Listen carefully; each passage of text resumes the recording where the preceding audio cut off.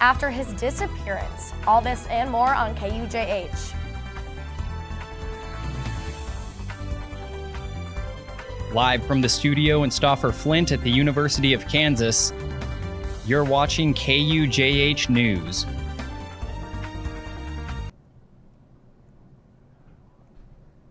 Good afternoon and welcome back to KUJH News. I'm Ryan Butler. And I'm Emily Johnson. A University of Kansas student has been charged with rape in connection to an incident in a dorm on KU's campus. According to the Lawrence Journal World, 19-year-old Chi-Hong Kai is charged with a level 1 felony following his arrest on September 22nd. According to the jail booking log, Kai lived in Stauffer Apartments at the time of the assault. A spokesperson for KU confirmed a person with the same name is enrolled at the university. Kai faces a minimum of 12 years if convicted. Sexual assault has been a cause for activism on campus this year. Keegan Hewitt joins us with more on that right now. We're actually having technical difficulties at the moment, so we will be coming back to our story shortly. Today may be the day Britney Spears finds out if she is finally free. A judge is expected to announce a ruling in the contested conservatorship that has allowed the pop star's dad to control his daughter's finances and medical needs for the last 13 years.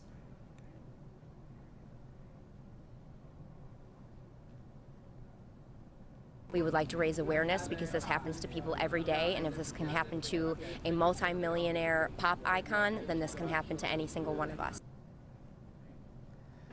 The hearing, set for 4:30 p.m. Eastern Time, determines if Jamie Spears will be removed as conservator.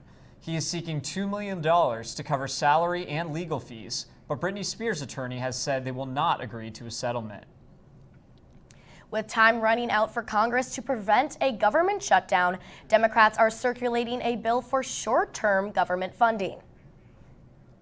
The fight has consumed both Republican and Democratic parties over the discussion of a looming debt limit crisis. Republicans have said they would support a bill that does not include a debt limit prohibition, with Democrats arguing the debt limit is a shared bipartisan responsibility. Time runs out on Thursday, with Senate possibly taking action today to avert a government shutdown.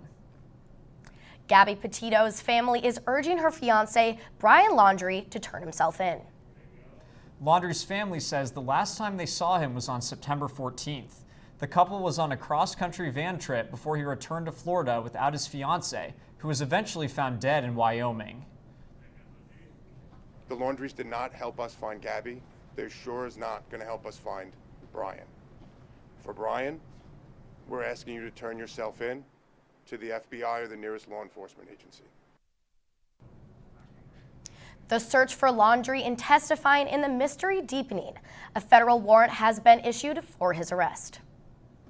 As we continue to work towards having Douglas County fully vaccinated, Lawrence Memorial Hospital is working with the Lawrence-Douglas County Public Health to administer COVID-19 vaccines as well as booster shots. Guided by the Kansas Department of Health and Environment, Lawrence Memorial Health is offering Johnson & Johnson as well as Pfizer vaccines at more than 25 locations across Douglas County. To find vaccines closest to you, check out www.lmh.org/COVID-19 coronavirus resources. After the break, we'll take a look at a new barbecue restaurant in downtown Lawrence with an Olympic theme. And an inside look at the KU Sailing Club. Stay with us.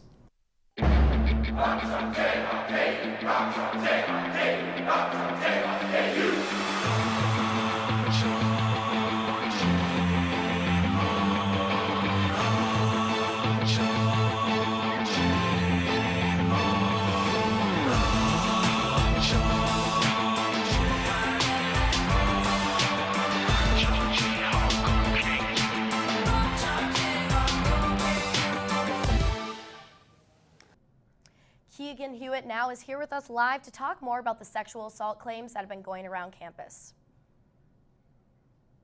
Yes, Emily and Ryan. The arrest comes amid ongoing conversations on campus following recent protests outside KU's Phi Kappa Psi fraternity house over the past week. This was in response to a reported sexual assault that also happened nearly a month ago. Evidence of activism is here behind me all across the sidewalk, and activists are trying to get survivors' message relayed out to students. They are wanting to get the message heard, and the message is clear that it's time for change and it's time for justice for students. We've also reached out to Lawrence PD for more in the investigation, and they have no more details at the time. We'll make sure to get those as soon as we get them. Sending it, this is Keegan Hewitt for KUJH, live KU campus. And welcome back. A fun fact about me is that I actually love trying new foods and restaurants throughout Lawrence. I had the chance to try some really new and delicious barbecue this week and learn about, honestly, a new foodie paradise in Lawrence. Take a look. No surprise, Gold Medal Barbecue is setting a gold standard in good food. From traditional favorites like brisket and pulled pork to new creations like beignets and waffles, it's hard not to find a winning combination sure to please any palate. Located right off of Mass Street, Gold Medal Barbecue opened its doors on August 7th after operating out of a food truck in Leavenworth. The restaurant is owned by Kyle and Christina Clemens, who met prior to the 2016 Olympic Games. Kyle won a gold medal in 2016, and Christina just returned from the 2020 Tokyo Olympics. The gold medal is sitting near the front door, which tends to attract visitors. Yeah, it's maybe kind of cheesy, but hey, people want to know what the gold medal, looks like, so they come in and say, "Oh, can I take a picture with it?" And then all of a sudden they just get a sandwich as well. Customers are greeted by a warm and friendly environment as well as a welcoming staff. I like the customers; they're pretty good too. And then we have some regulars already that we already know, which is good. With barbecue being a staple to the Kansas City area, Clemens hopes that Gold Medal Barbecue can offer the same thing to Lawrence. Yeah, I may be speaking from a biased perspective, but this is the best barbecue in Lawrence. We put our heart, put our souls in it. We just really we do it. Eating gold medal worthy barbecue. This is Emily Johnson reporting for KUJHNews. Well, personally, I had a really fun time trying a bunch of new and different spins to classic barbecue at Gold Medal. It was really fun. Definitely. I look forward to going there myself and trying it. I love a good pulled pork sandwich or slab of ribs or really anything barbecue. Yeah, you can't go wrong. From new restaurants in Lawrence to new sites, it's been mistaken for a parking garage and it's been called the eyesore of the KU campus. Now, the ugliest building on Jayhawk Boulevard has a fresh new update that makes it a landmark of Lawrence. Westco Hall's roof repair is now finished with an added bonus up top.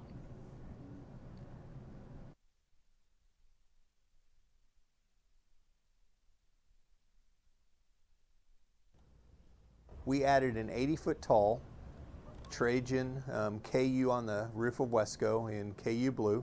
And if you go to Google Earth or you go to any of the sites where you can zoom into campus, it's going to be very obvious on that roof when you start zooming in.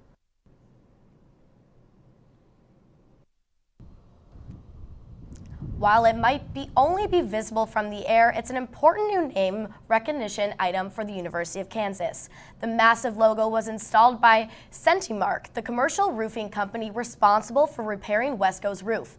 They added it at no extra cost at all to the university. A rare plant that blooms only once in 10 years drew a crowd of over 1,000 to the Lawrence greenhouse a couple of weeks ago.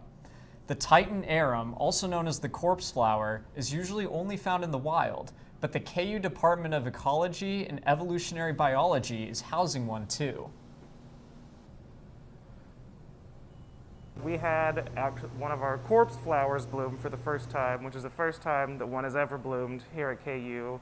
And they're really special because they're the largest flower in the world, and also because they smell like rotten flesh, which people, for some reason, get very excited about. The University of Kansas is one of the only places in the Midwest with this special specimen. The KU Greenhouse hopes to continue housing exotic plants in the near future. KU is known for many premier sports. However, one competitive sport many do not know about is the KU Sailing Club. Andrew Lind has more. A lot of the fun of sailboat racing is figuring out where to put your weight and when. It's a tiny. Oh, beautiful. For many Kansans, sailing does not come to mind as the average weekend adventure, but for the KU Sailing Club, it is the only thing that comes to mind. As one of the captains, I am really hoping to build a strong sailing team here. We want to go out and compete more. We want to host more events here like the one that we're doing today. Although Captain Emma Russin looks to host and compete in more events, a lot of skill comes with that. And she says building structure is one of her main goals for this season. So we're doing a lot more structure in our practices is kind of the first thing. Why now? Because it was like the last 2 years I've done it. It seemed like I was coming here and not really learning anything. And like for me, part of going and doing an extracurricular is learning. And sailing can be a really good lifetime skill. And with structure comes the importance of communication, because club president Sydney Van Meerhage says nothing happens without it. Communication is key when it comes to sailing, because if you're not telling your crewmate what you're doing, then you have no communication. Your boat is not going anywhere. And on top of that is reinforcing the idea that you have your crewmates back, because you never know if something is going to go wrong. And Sydney speaks to that. When you have that communication with your partner, there's an understanding that like you have each other's back. And when my partner went overboard today, like I definitely had to go back and get him, and he had to work with me in order to get back on the boat and continue racing. Reporting for KUJHNews, I'm Andrew Lind. If you are interested about the sailing team, go follow KU Sailing on Facebook, Twitter, or Instagram. Up next, Halen Wilhite will have the forecast for the upcoming week. Stay tuned on KUJH.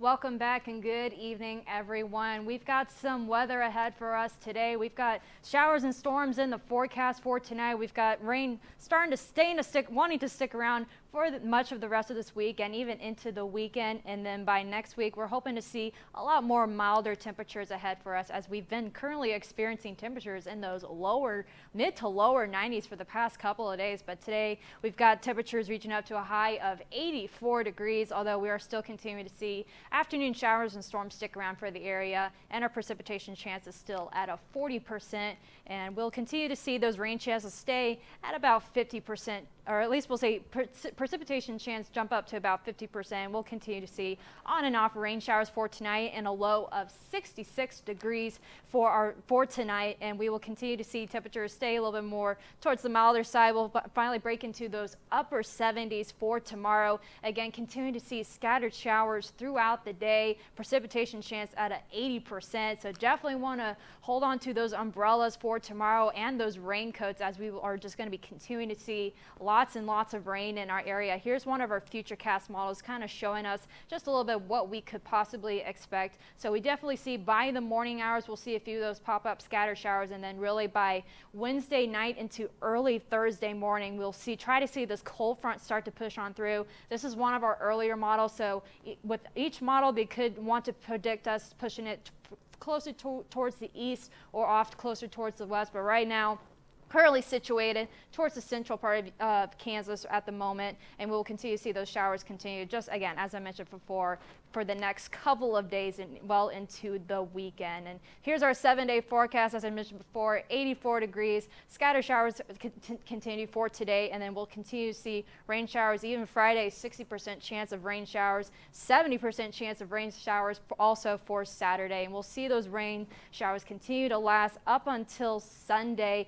or I would say Sunday morning, Sunday afternoon, and then by Monday we'll hopefully see a little bit of a clearing, and then by Tuesday we should see much clearer conditions, and those temperatures are feeling a lot more comfortable in those lower 70s and those cooler and milder temperatures for our lows as well. But that is all I have for this weather forecast. Stay tuned for more KUJH News. Welcome back. It was a busy weekend for KU sports and the NFL. Madison and Camden have more. Ryan, this is an exciting week as KU kicks off the start of Kansas men's and women's basketball this Friday with the 37th annual Late Night in the Fog. Last year, Late Night was a virtual event due to COVID, but this year, Run DMC will perform at Allen Fieldhouse on October 1st. Admission is free and open to the public. Student doors will open at 4:30 and for the general public at 5. Last Saturday, KU football was on the road in Durham, North Carolina to play the Duke Blue Devils. Ending with a final score of 52-33, Kansas quarterback Jason Bean ended the game with 323 yards, 2 touchdowns, and 2 interceptions. The Jayhawk defense started lacking in the second half and allowed the Blue Devils to run away with the victory. Lawrence native Devil Neal led with 107 rushing yards, and Buffalo transferred Trevor Wilson had 122 receiving yards. This was the first game since 2009 where Jayhawks had a player with 300 passing yards, 100 rushing yards, and 100 receiving yards in a single game. Sophomore running back Torrey Laughlin also showed out with 1 rushing touchdown and 1 receiving touchdown. The Kansas women's volleyball team won their second night in a row, sweeping Texas Tech after 5 sets in Lubbock. This pushes their win streak to 8 in a row, and while their hot streak continues, the Jayhawks will have yet to receive votes in the AP Coaches Top 25 poll. They play at home this Friday and Saturday against Iowa State. KU women's soccer will host the Sunflower Showdown tomorrow at Rock Chalk Park at 7 p.m., where they will take on rival Kansas State Wildcats. KU will come into tomorrow's game with 5-6-1 and are looking to grab their first conference win after falling to number 8 TCU and Oklahoma State. And as we start to feel the temperatures drop, ski season is coming soon and the countdown for the Winter Olympic Games has begun. We are 128 days away from the Beijing 2022 Winter Olympic Games. Not that I'm counting or anything. Speaking of the games, former U.S. ski team member Cooper Cornelius is making a big change, returning to the classroom to ski for the NCAA team for the University of Denver. Check out his skills skiing at Copper Mountain in Colorado, training for the upcoming season. This week's NFL action is record-breaking. Camden Fogo has more on Week 3 action.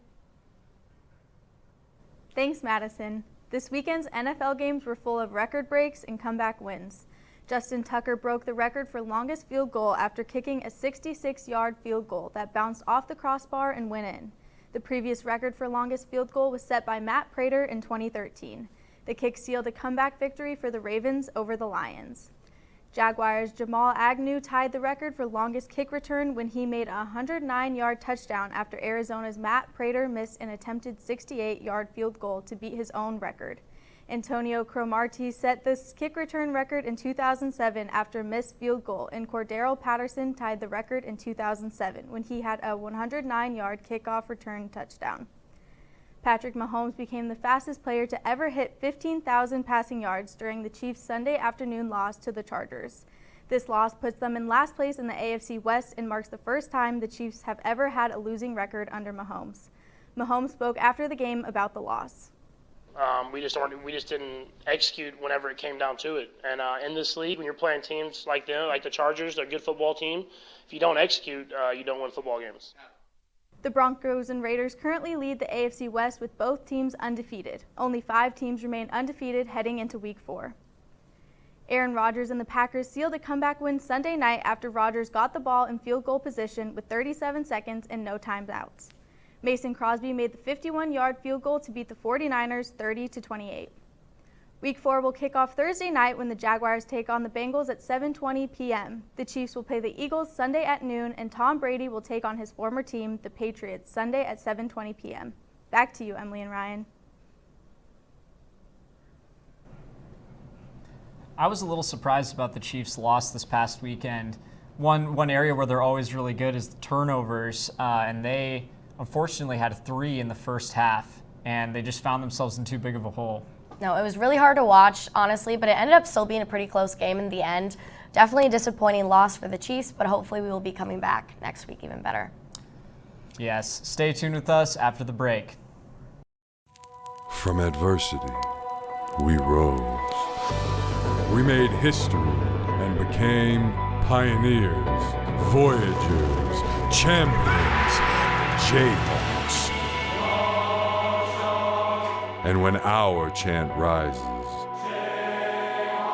haunting and hallowed, Jayhawks are telling the world what's near. Victory. Walking down Jayhawk Boulevard, you can hear music from the Campanile, but inside the instruments may not exactly be what you think.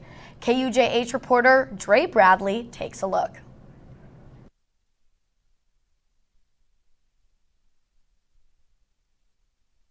The Campanile is one of KU's most historic landmarks, with the names of fallen World War II soldiers forever etched in stone. But above, an instrument called the Carillon makes this building even more special.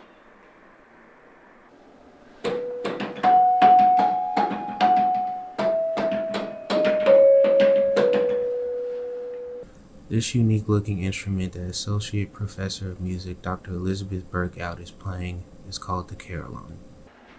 These keys are connected to xylophone bars. So it's an instrument that takes your whole body to play. and we can play the lower half of the bells with our feet.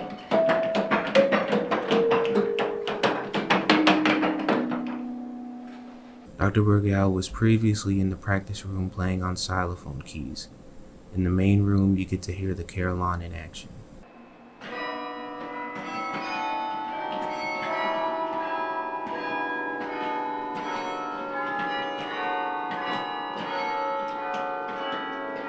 Graduate student Alyssa Dye is not a music major, but she still finds a connection between the Carillon and counseling psychology.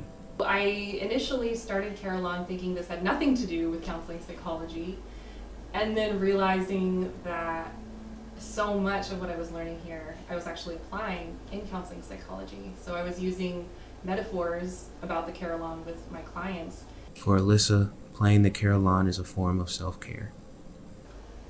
It feels like you're leaving your worries down below, and you go up there and open the windows and you can hear the birds or the cicadas. And then it's just you and the bells, and the sound of the bells just envelops you when you're up there. It's really exhilarating for me. Concerts are held at the Campanile, but despite sparse crowds, Dr. Burgout still enjoys performing. Sometimes I forget that there's an audience because I'm up in the tower and I don't see who's out on the ground who might be listening. So sometimes I feel like it's a private concert for myself. For KUJH, I'm Dre Bradley. Concerts at the Campanile are held every Sunday at 5 p.m. And that's all for KUJH. Be sure to tune in every Wednesday at 4 o'clock p.m. for KUJH News. Follow our socials on Twitter at KUJH_KU and our Instagram at KUJH News. I'm Emily Johnson. And I'm Ryan Butler. Have a great evening.